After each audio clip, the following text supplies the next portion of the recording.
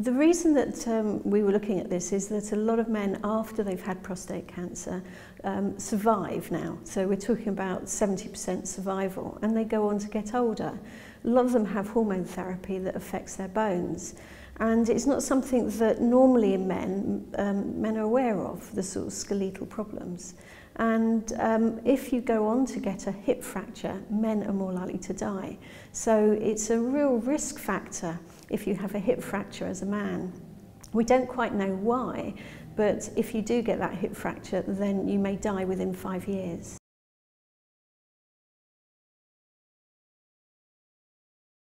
Well, part of the reason is it's a bit like trying to find the needle in the haystack, because if you have a hip fracture 4 or 5 years after you've had prostate cancer, you may not put the link together, and you may not think, oh, this was due to the treatment I had, and different doctors manage it. So nobody sort of joins these things together. So what we did was we looked at this really good hip fracture database that's collected nationally, looked at a regional area, and then matched it against the cancer registrations for men with prostate cancer.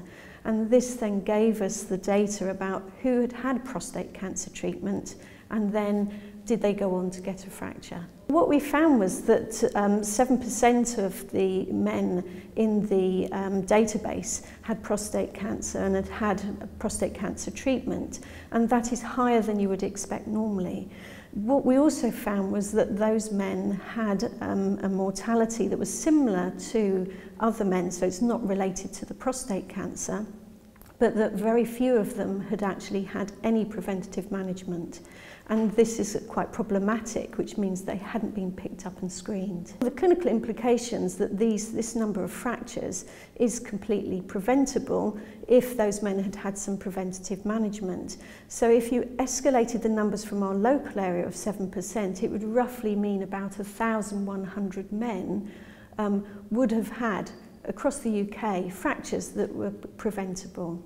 Now, hip fractures is most probably underrepresenting the full case of fractures, because men also get vertebral fractures, but very few of them were on screening measures or bisphosphonates or had DEXA scans, and this is something that is simple to put in place, but we're not doing.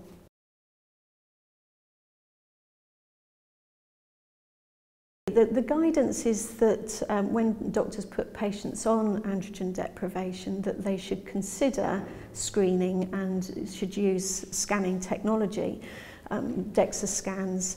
But the trouble is that they're quite hard to get an appointment, and there's waiting lists, that sort of thing, and often it's forgotten, and everyone thinks everybody else is doing that screening. So what happens is the man will go out from treatment 3 or 4 years later. And what we found, the average fracture time period was about 4.5 years after they had had their therapy, which is quite a long time from the actual treatment. So people might not put the two together.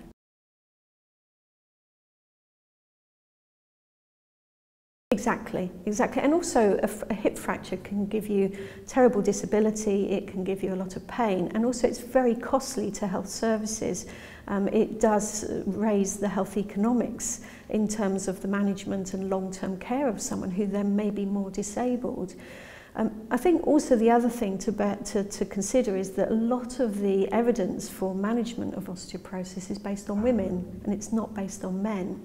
And we're most probably underreporting the incidence of fractures and problems, because we're focusing very much on the particular biology rather than thinking about broader sort of issues for men who are maybe more elderly. So for example, falls is very common in men who are over 74. You've got frailty issues, you've got issues around mobility, and these all contribute to hip fractures.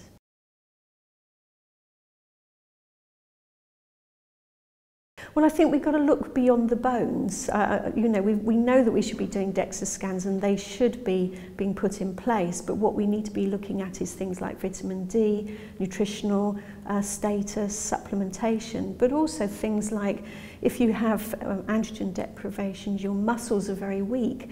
There are exercises you can do very simply to build the strength of those muscles, and some simple exercises around hopping and more physical activity can really improve some of those frailty issues, but also improve falls risk management.